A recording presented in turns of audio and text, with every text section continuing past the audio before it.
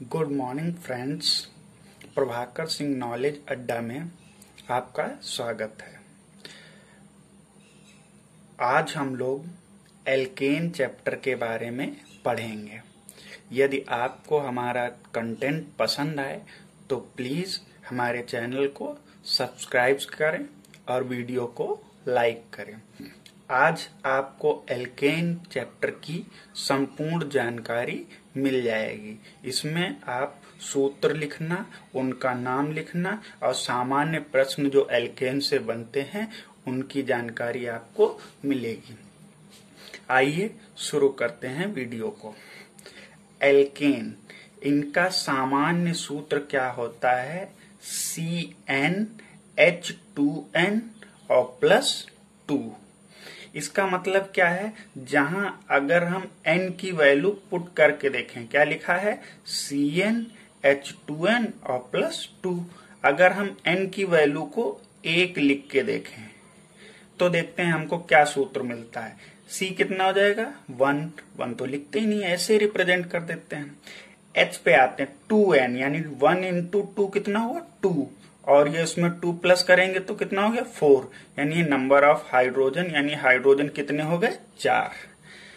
अब n की जगह अगर 2 रख के देखें तो कितना आएगा? C कितने हो जाएंगे? 2 हो जाएंगे। और H में देखते हैं कितने आएंगे? 2 × 2 कितना होगा? 4, और 4 में 2 ऐड करेंगे कितना होगा? 6। मान लो 3 रख के देखते हैं तो C कितने हो जाएंगे? 3। और H देखते हैं कितने होंगे? 3 × 2 कितना हुआ? 6, और 2 हो गए 8। तो ये उदाहरण यहाँ लिखे जा सकते हैं कि क्या? पहला उदाहरण है CH4, दूसरा उदाहरण है C2H6, तीसरा उदाहरण है C3H8। ऐसे आप ढेर सारे उदाहरण बना सकते हैं। दूसरा पॉइंट देखते हैं, यह संतृप्त हाइड्रोकार्बन है। यह क्या है? संतृप्त हाइड्रोकार्बन है। मतलब एल्केन कैसे हैं? संतृप्त हैं और हाइड्रोकार्बन है। मतलब आप ये सूत्र देखें इसको तो इसमें क्या है? कार्बन है और कौन है? हाइड्रोजन। सिर्फ 2 ही प्रकार के परमाणु हैं, एक कार्बन, दूसरे हाइड्रोजन। यहाँ भी सिर्फ कार्बन और हाइड्रोजन, यहाँ भी सिर्फ कार्बन और हाइड्रोजन। ऐसे यौगिक जिनमें सिर्फ कार्बन और हाइड्रोजन हो उनको हम क्या कहते हैं? हाइड्रोकार्बन कहते हैं। और संतृप्त कहने का मतलब क्या है? संतृप्त कहने का मतलब है इन यौगिकों में जितने भी कार्बन परमाणु हैं उनके बीच में एकल बंध यानी सिंगल बॉन्ड होगा। जैसे कि हम इसको देखते हैं तो यहाँ C कितने हैं? 2। दोनों C के बीच में क्या होगा? सिर्फ एकल बंध होगा। अब हमको पता है कार्बन तो 4 बॉन्ड बनाता है, तो हमने इसके 4 बॉन्ड बना दिए। इसके भी बना दो 4 बॉन्ड। यहाँ पे क्या करना है? यहाँ हाइड्रोजन लगाने हैं। ये देखिए हाइड्रोजन लग गए, तो ये बन गया क्या? संतृप्त हाइड्रोकार्बन। संतृप्त क्यों? क्योंकि कार्बन कार्बन के बीच में एकल बंध। और हाइड्रोकार्बन क्यों? क्योंकि कार्बन और हाइड्रोजन ही हैं। तीसरा पॉइंट देखते हैं, कार्बन परमाणुओं के बीच एकल बंध। यही बात यहाँ बताई गई कि जितने भी कार्बन परमाणु, जैसे हम इस उदाहरण को देखें तो क्या लिखेंगे? C कितने? 3, तो तीनों C के बीच में एक ही एक बंध रहेगा। अब हमको तो 4 टोटल करने हैं, तो लो 4 बना दिए सबके। इसके देखो 4, इसके भी देखो 4, और इसके भी 4, और यहाँ आप लगाएंगे क्या? हाइड्रोजन। लो, तो ये सूत्र बन गया आपका। एल्केन सभी कार्बनिक यौगिकों के जन्मदाता हैं। इस पॉइंट बहुत इंपॉर्टेंट है। इस पॉइंट से क्या करते हैं कि जितने भी कार्बनिक यौगिक आगे हम लोग पढ़ेंगे वो सब इन्हीं को बनाए जाते हैं। मान लो हमको अल्कोहल बनाना है तो हम यही वाला यौगिक लिखेंगे। इसमें क्या लिखेंगे? देखो, सारे कार्बनिक यौगिक का जन्मदाता लगभग एल्कोहल को ही माना जाता है। ये देखिए, इस कार्बन से 3 हाइड्रोजन लगे हैं, इस कार्बन पे 3 है तो 2 हमने लगे रहने दी। बस एक कार्बन को, हाइड्रोजन को हटा के इसकी जगह हमने क्या? OH लगा दिया। लो, अब ये क्या बन गया? एल्कोहल, यानी एल्केन से ही एल्कोहल को बनाया जा सकता है। तो यही कहा गया, सभी कार्बनिक यौगिकों का जन्मदाता एल्केन को ही माना जाता है। दूसरी बात आती अन्य नाम। एल्केन को पैराफिन भी कहते हैं, ये एल्केन्स का दूसरा नाम है। अब बात करते हैं एल्केन के स्रोत। एल्केन का स्रोत क्या है कि एल्केन हमको प्राप्त कहाँ से होते हैं? तो जितने भी पेट्रोलियम पदार्थ हैं, कच्चा तेल निकलता है, उसमें से एल्केन प्राप्त होते हैं। और प्राकृतिक गैस जो निकलती है उसमें से भी एल्केन के श्रेणी के सदस्य को प्राप्त किया जाता है।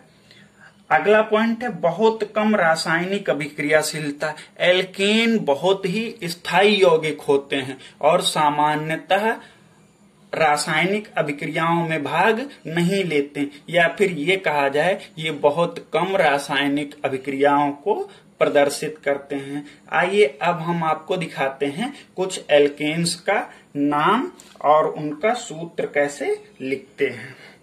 मान लिया हमको एल्केन के उदाहरण लिखने हैं, तो सबसे आसान काम क्या करते हैं, हम एक कार्बन बनाया, हमको पता है एक कार्बन कितने बॉन्ड बनाता है, 4, तो हमने 4 बॉन्ड बना दिए। अब आपको कुछ नहीं करना, सिर्फ हाइड्रोजन लगाने। ये देखो एल्केन का एक उदाहरण बन गया। मान लो दूसरा उदाहरण आप चाहते हैं, तो आपने अब की इस बार क्या कर लिए, लो 4 कार्बन ले लिए, कोई दिक्कत नहीं, 4 ले लिए, चारों एकल बंध से ही जुड़े होंगे। क्यों? क्योंकि हमने पढ़ा था इनके बीच में क्या होता है, एकल बंध। अब सबके आप 4 बंध पूरे कर दीजिए। इसका 1 है, 2 हो गए, 3 हो गए, 4 हो गए। इसका 1 है, 2 है, 3 हो गए, 4 हो गए। इसका 1, 2, 3, 4 और इसका 1, 2, 3 और 4। लो अब यहाँ पर हाइड्रोजन लगा दो। ये उदाहरण हो गया है एल्केन का। अब आइए आपको इनका नाम लिखना सिखाते हैं, वो तो बहुत आसान है। जैसे कि मान लो कोई पूछे इन सभी का नाम बताओ, तो हम क्या करेंगे कि पहला काम हमारा काम है कार्बन गिनना। तो हम इसको क्या करेंगे, कार्बन गिनेंगे। यहाँ कितना कार्बन है, 1, तो याद रखेंगे अगर कहीं पर भी C1 है तो उसका नाम होता है मेथ, अगर कहीं पर C2 है तो उसको एथ लिखते हैं, और कहीं पर C3 है तो उसको प्रोप लिखते हैं, और इसी प्रकार C4 है तो उसको ब्यूट लिखते हैं, C5 हो तो उसको पेंट लिखते हैं। इसको ध्यान रखेंगे, ये कार्बन की गिनती है। तो यहाँ C कितना, 1, तो हम क्या लिखेंगे, मेथ। अब बात करते हैं यहाँ सब जगह पर एकल बंध। एल्केन में क्या होता है, एकल बंध, तो हमेशा एन जोड़ा जाता है। क्या, एन। तो मेथ प्लस एन यानी ये बन गया क्या, मेथेन। लो सबसे छोटा एल्केन कौन सा है, मेथेन। कोई पूछे पहला एल्केन कौन है, तो मेथेन। कोई पूछे लिखना कैसा, मेथ मतलब 1 कार्बन बनाया, उसके 4 बंध बना दिए और उसका नाम मेथेन हो गया। अब देखते हैं दूसरा उदाहरण। कोई पूछे यहाँ कितने कार्बन, 2 कार्बन है तो क्या लिखेंगे, एथ। तो लो हमने एथ लिख दिया। अब हम देख रहे हैं कार्बन कार्बन के बीच एकल बंध। एकल बंध मतलब एन, और एन जुड़ा तो ये क्या बन गया, एथेन। लो हमने इसका भी नाम लिख दिया। कितना आसान है। कोई पूछे इसका नाम बताओ, तो यहाँ कितने कार्बन है, 1, 2, 3, तो हम क्या करेंगे, ये हो गया प्रोप। तो लो हमने लिख दिया प्रोप। अब यहाँ कार्बन कार्बन के बीच एकल बंध, तो यहाँ लिखा एन। तो अब कोई पूछे ये क्या बन गया, कहना प्रोपेन। इसका भी इसी प्रकार नाम लिखते हैं। कितने कार्बन, 2, 3, 4, तो 4 है तो मतलब ब्यूट, और कार्बन कार्बन के बीच में एकल बंध यानी एन, और जब ये बना ब्यूट एन तो क्या हुआ, पूरा ब्यूटेन। तो इस प्रकार आज हमने सामान्य एल्केन के बारे में जाना। कौन कौन से, कोई पूछे सबसे पहला एल्केन मेथेन होता है। मेथेन को ही मार्स गैस भी कहते हैं। क्यों छोटा है? क्योंकि इसमें एक कार्बन है। कोई पूछे दूसरा कौन सा होता है? एथेन। तो जब भी बात आए, कोई पूछे एथेन दिया है, इसका सूत्र कैसे लिखो? एथ मतलब 2 कार्बन बना देंगे और सबके 4 बॉन्ड करेंगे। अगर एकल बॉन्ड लगाते हैं तो एन लगा देंगे और एन जुड़ के ये क्या बनेगा? एथेन। इसी प्रकार प्रोपेन और ब्यूटेन। धन्यवाद। अगर आपको हमारा कंटेंट और पढ़ाने का तरीका पसंद हो तो प्लीज हमारे चैनल को सब्सक्राइब करें। धन्यवाद।